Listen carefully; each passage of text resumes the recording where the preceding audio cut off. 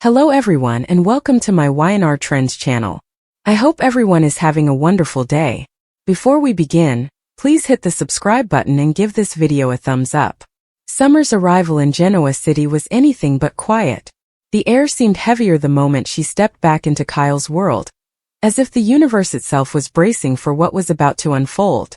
For weeks, Kyle had been cornered, manipulated, and pushed into a place where his instincts told him danger lurked everywhere. His trust had been slowly eroded, piece by piece, by the woman who stood closest to him, Claire. She had inserted herself into his life with a mixture of charm and subtle calculation, playing the role of the devoted confidant, while planting seeds of doubt about everyone else in his orbit. To outsiders she looked supportive, even loving. But to Summer, who had once known Kyle's rhythms better than anyone, the facade didn't hold. She had sensed something deeply wrong from the moment she heard whispers of Claire growing closer to him, and now she was determined to find out the truth and save him before it was too late. Kyle, for his part, was torn. His heart was battered from betrayals in the past, and the cracks in his trust made him vulnerable. He wanted to believe in Claire because she offered comfort when his world felt unstable, especially with family conflicts and pressures surrounding Genoa. Yet something about her never fully sat right in his gut. The little inconsistencies in her stories, the way her eyes would flicker when he asked about her past, the subtle digs she'd make at Summer.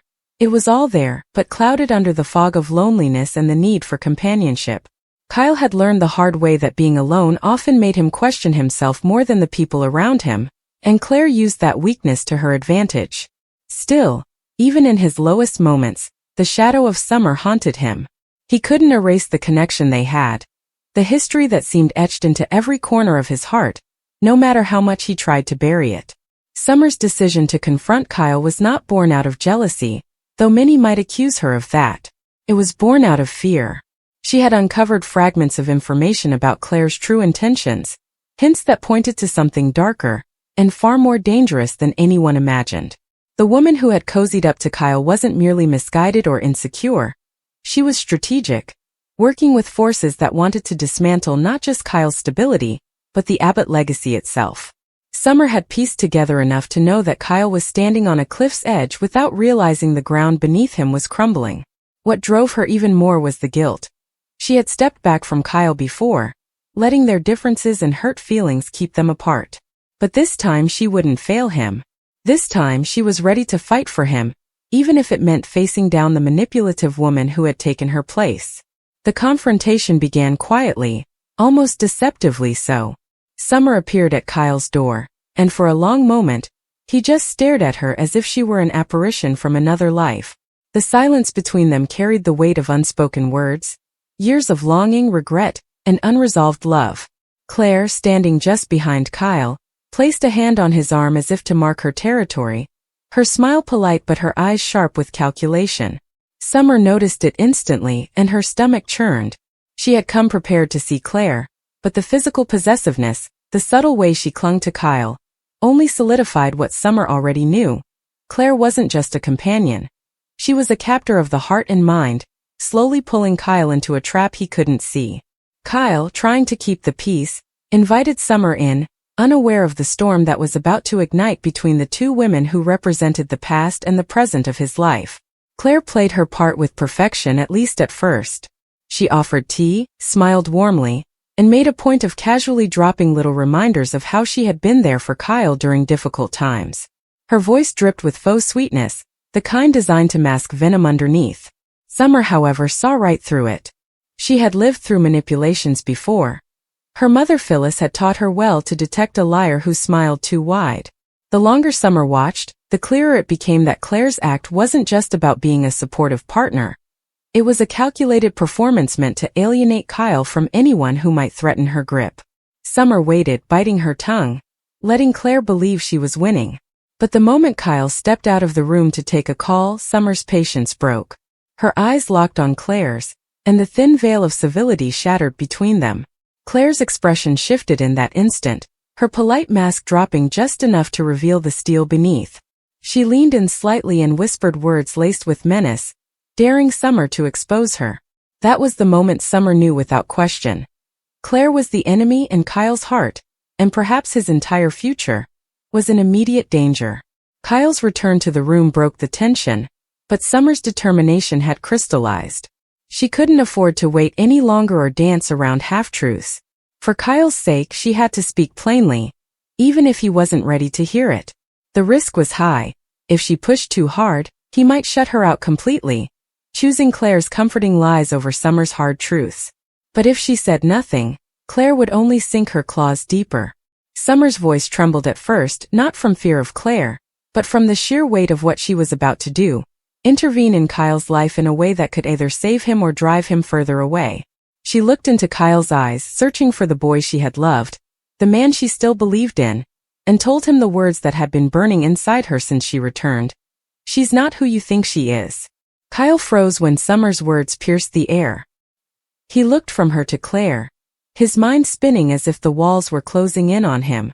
Claire's face contorted into a wounded expression almost instantly, her eyes shimmering with false vulnerability as she clutched at Kyle's arm. "Kyle," she whispered, her voice soft and trembling. "I told you this would happen. She can't stand the fact that you've moved on."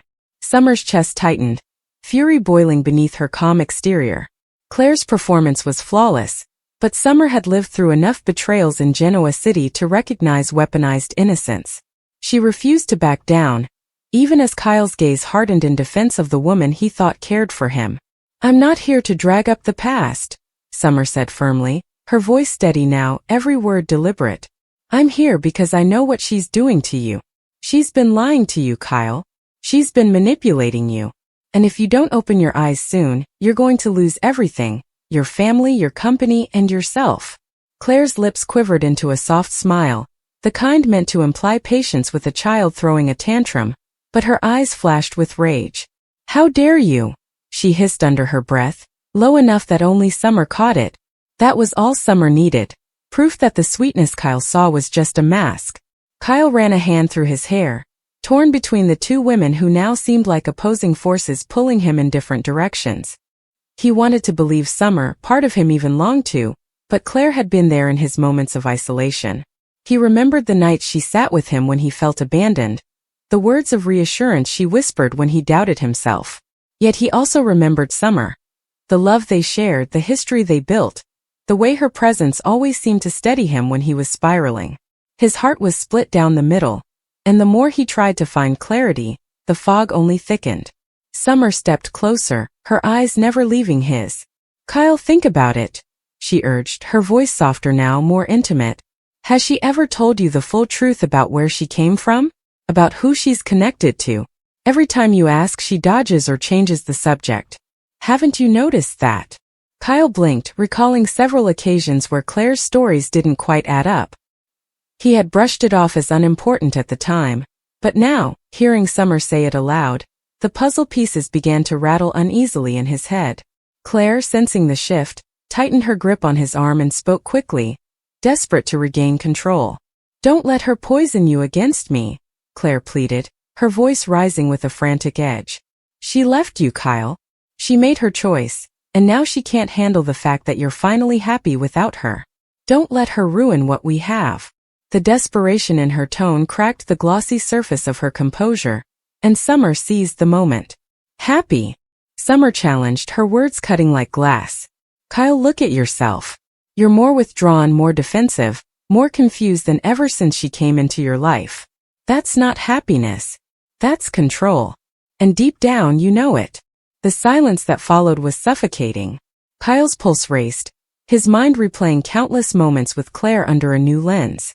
The subtle digs she'd made at Summer, the way she insisted he confide in her rather than his family, the almost obsessive need she had to know his every move. It all started to form a pattern he couldn't ignore. Claire saw the doubt flicker in his eyes and panic surged through her. Her sweet facade crumbled completely as she turned on Summer with a venom she could no longer contain. "You think you're so perfect, don't you?" Claire snapped, her voice sharp and cold. "You think because you share history with him that you can waltz back in and destroy everything I've built with him. But you're too late. He's mine now." Kyle recoiled at the possessiveness in her words, the venom dripping from each syllable. It was the first time she had dropped the mask fully in front of him, and it hit him like a blow to the chest. Summer stood taller, her expression calm but resolute. No one owns Kyle, she said firmly. He's not a prize to be won.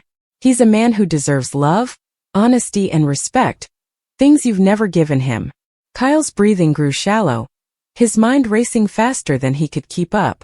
He turned to Claire, desperate for answers, for clarity, for something to ground him in the chaos. Tell me the truth, he demanded, his voice shaking with restrained anger. Who are you really? What are you hiding? For the briefest second, Claire hesitated, and in that hesitation, the truth hung heavy between them. Summer's heart pounded, knowing this was the breaking point. Claire could either come clean or double down on her lies, but either way, the cracks in her armor were finally visible. Claire's eyes darted between Kyle and Summer, fury burning in her gaze. She knew she was exposed, and her only weapon now was to twist the knife deeper. You'll regret this, she spat, her voice low and threatening. Both of you. Then with a cold smile she added, you have no idea who you're dealing with. The chill in her tone sent shivers down Summer's spine, but she refused to show fear. Kyle stood frozen, realization dawning in his eyes as he finally saw the truth of who Claire was, or at least who she wasn't. For the first time, the spell she had cast over him began to break. The sun hung low over Genoa City, casting a golden haze across the sprawling estates and sleek corporate towers that defined the town's skyline. Summer Newman, her blonde hair catching the late afternoon light, stood outside the Abbott mansion, her heart pounding with a mix of determination and dread. Kyle Abbott, her ex-husband and the father of their son Harrison, was in trouble again. This time it wasn't just his reckless business decisions, or the lingering shadow of Jabot's corporate wars. Something darker was at play, and Summer could feel it in her bones. She'd heard whispers at Newman Enterprises, snippets of conversations that didn't add up, and now as she stood on the manicured lawn, she knew she had to act. Kyle was spiraling, caught in a web of betrayal that he didn't even see coming. Summer's blue eyes narrowed as she clutched her phone, replaying the cryptic message she'd received. Kyle's in too deep. Claire's not who she seems. The words sent a chill down her spine, but Summer wasn't one to back down. She'd fought for Kyle before. Through their messy divorce, through his battles with Jack and Diane, through every storm that threatened to tear their family apart. Now she'd fight again, even if it meant facing a truth she wasn't ready for. Inside the Abbott mansion, Kyle was pacing, his jaw tight and his mind racing. The weight of his decisions pressed down on him. Taking Jabot to new heights had been his dream, but the deals he'd made to get there were starting to unravel. Claire Grace, the charming new executive who'd swept into Genoa City with a smile and a sharp mind, had been his ally, or so he thought. She'd helped him secure a risky partnership with a European conglomerate, one that promised to elevate Jabot's global presence. But the numbers weren't adding up, and Kyle's instincts screamed that something was off. He ran a hand through his dark hair, glancing at the framed photo of Harrison on the mantel. His son was his anchor, the one thing that kept him grounded. Yet, even Harrison couldn't shake the growing unease in Kyle's gut. Claire had been too perfect, too eager to push the deal through, and now with the board breathing down his neck, Kyle was starting to question her motives. He didn't know that Summer was already on her way, determined to pull him out of the fire before it consumed him. Summer pushed through the heavy oak doors of the mansion, her heels clicking against the polished floors. The house was quiet, save for the faint hum of tension that seemed to linger in the air. She found Kyle in the study, his back to her, staring out the window at the fading light. "Kyle," she said, her voice firm but laced with concern. He turned, surprise flickering across his face before it hardened into his usual guarded expression. "What are you doing here, Summer?" he asked, his tone clipped. She didn't flinch. "I'm here because you're in trouble, and you're too stubborn to see it." Kyle's eyes narrowed, but Summer pressed on, her words sharp and urgent. She told him about the message, about the rumors swirling around Claire, about the deal that seemed too good to be true. Kyle listened, his skepticism warring with the trust he still had in Summer, despite everything. The gentle lapping of the Mediterranean against the sun-warmed stones of the Promenade d'Anglais was a sound usually associated with pure tranquility, a rhythmic whisper of leisure and escape. But for Summer Newman, standing on a balcony overlooking that very sea, each soft crash of a wave felt like a ticking clock, a mockingly serene soundtrack to the absolute turmoil churning within her. The famed Nicoise sun, which gilded the terracotta roofs and made the vibrant facades of Vue Nice glow with an almost supernatural warmth, did not touch her. A profound chill had taken root in her bones, a cold dread that had traveled with her from Genoa city, a stowaway in her heart that no amount of southern French light could ever hope to thaw. Kyle Abbott, her husband, the man who was supposed to be her partner in this grand European adventure, was not here beside her to admire the view. He was in a sterile, anonymous detention cell, his future, his freedom, his very life, hanging in the balance based on accusations so heinous they seemed to belong in a nightmare. The charge of corporate espionage was bad enough. A professional death sentence that could shatter the Abbott family's legacy and land him in a French prison for years. But it was the darker, more insidious whispers, the ones linking him to a dangerous international syndicate, painting him as a pawn in a shadowy game of power and corruption, that truly stole the breath from her lungs. This wasn't just a legal battle.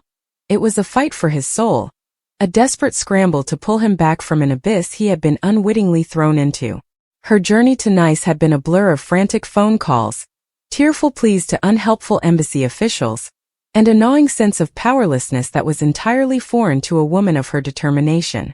She had left Genoa city with a fire in her belly, fueled by a mother's fierce love and a wife's unwavering belief in her husband's innocence. She would be his champion, his savior, the one to cut through the red tape and the lies to bring him home. But the reality of the French legal system, with its labyrinthine procedures and language barriers, was a formidable wall against which her initial optimism was rapidly crumbling. She had seen him only once since her arrival, through a thick pane of plexiglass in a visiting room that smelled of disinfectant and despair. The vibrant, charismatic man she loved was gone, replaced by a hollowed-out version with shadows under his eyes and a tremor in his hands that he tried, and failed, to hide. It was in his eyes, though, that she saw the true depth of his despair, a flicker of fading hope that threatened to extinguish completely. "You have to believe me, Summer," he had whispered, his voice raspy through the receiver.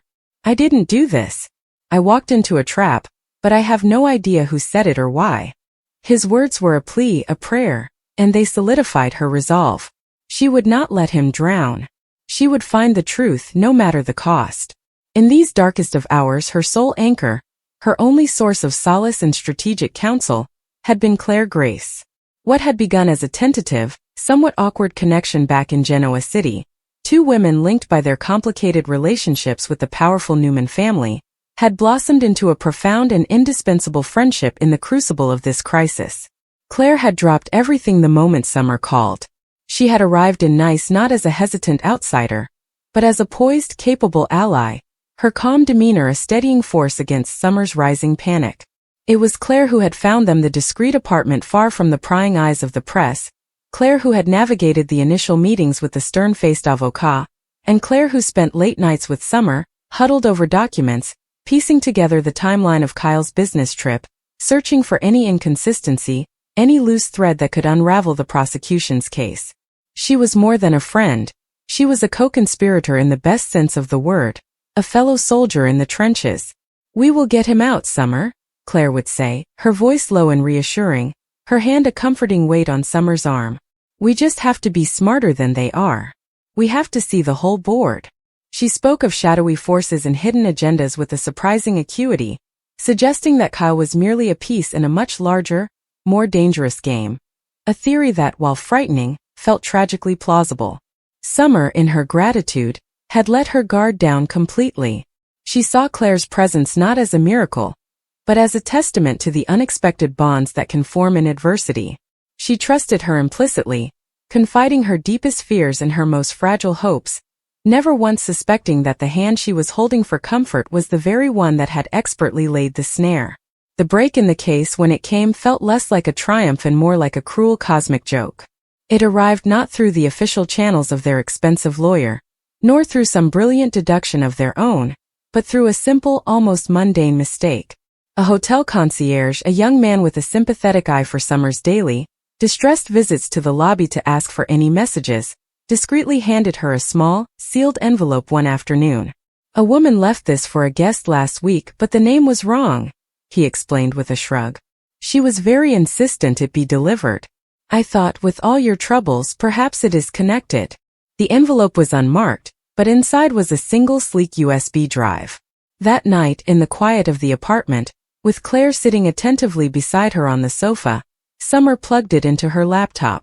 The contents were a jumble of encrypted files and what looked like financial records, but one folder was labeled simply Surveillance. Her heart hammering against her ribs, she clicked it open. The video files were time-stamped from the days leading up to Kyle's arrest. They showed covert angles of the hotel corridor outside his room, footage from a cafe across the street, and then the clip that made the blood drain from her face. It was a clear shot, taken from a security camera in the lobby of the building housing the French tech firm Kyle was supposed to be meeting. The timestamp showed an hour before the alleged data transfer occurred. The footage showed Kyle looking confused, being warmly greeted by a man Summer had never seen before, but whose face was now burned into her memory. And then just behind them, partially obscured by a potted plant but unmistakable, was Claire. She wasn't a passive observer. She was speaking intently into a cell phone, her body language coiled and focused. As Kyle and the man moved toward the elevators, Claire gave a sharp, almost imperceptible nod to someone off camera. It was a gesture of confirmation, of mission accomplishment. The world tilted on its axis. Summer's breath caught in her throat, a strangled sound of pure disbelief. This couldn't be right. It had to be a trick of the light, a case of mistaken identity, a horrifying coincidence. She rewound the clip, played it again, her eyes straining, begging to see something different. But the evidence was irrefutable. Claire Grace, her confidant, her rock, had been there, at the scene of the crime, orchestrating events. The revelation was so seismic, so utterly shattering, that for a long moment, Summer could do nothing but stare at the frozen image on the screen. The ghost of Claire's triumphant nod seared into her vision. The chill that had lived in her bones since Kyle's arrest now exploded into a full-blown ice age, freezing her from the inside out. Every reassuring word Claire had spoken, every strategic suggestion she had made, every tear she had seemingly shed for Kyle's plight, it all curdled in Summer's memory, transforming from acts of loyalty into a grotesque and meticulously performed pantomime. The late-night strategy sessions, where Claire would gently steer the conversation away from certain leads or dismiss certain theories as paranoid, now appeared in their true light. Not as guidance but as deliberate misdirection. She hadn't been helping Summer find the truth. She had been carefully burying it, all while standing shoulder to shoulder with her, offering a comforting shoulder to cry on. The sheer audacity of the betrayal was breathtaking. It was a psychological violation so profound it made Summer physically ill. She felt a wave of nausea so strong she had to grip the edge of the desk to steady herself. This was no longer just about Kyle being framed by a faceless corporate rival. This was personal. This was a venomous snake she had invited into her nest, a wolf who had donned the fleece of a lamb with chilling perfection. The trust she had placed in Claire, the vulnerability she had shown, now felt like the most profound stupidity. A low guttural moan escaped her lips, a sound of pure unadulterated anguish and rage. She had been playing checkers while Claire was playing chess, and Kyle's freedom was the prize. Forcing herself to breathe, to think through the blinding red haze of her fury, Summer knew she had to be smarter than she had been. She could not confront Claire, not yet. The element of surprise was her only weapon. With hands that trembled so violently she could barely control them, she ejected the USB drive, hid it in a separate, secure location on her person and closed the laptop. She then carefully erased the browser history and any trace of the files from the computer's temporary memory, her movements frantic but precise. When Claire returned from her supposed errand, a short while later, her expression was the same mask of concerned solidarity it had always been. "Any news?" she asked, her voice laced with what Summer now recognized as a masterfully crafted imitation of empathy. Summer, drawing on every ounce of acting skill she possessed, met her gaze. She allowed the genuine distress she felt to show on her face. It wasn't difficult, but she framed it as despair over their lack of progress, not as the horror of discovery. "Nothing," Summer said, her voice cracking with a real sob she channeled for the performance. "The lawyer says the evidence is circumstantial but overwhelming. I don't know what to do next, Claire. I'm losing hope." She watched with a kind of detached, nauseated fascination, as Claire's eyes softened with feigned sympathy. "Don't say that," Claire soothed, moving to pour them both a glass of water. We just have to be patient. The truth will come out. It always does.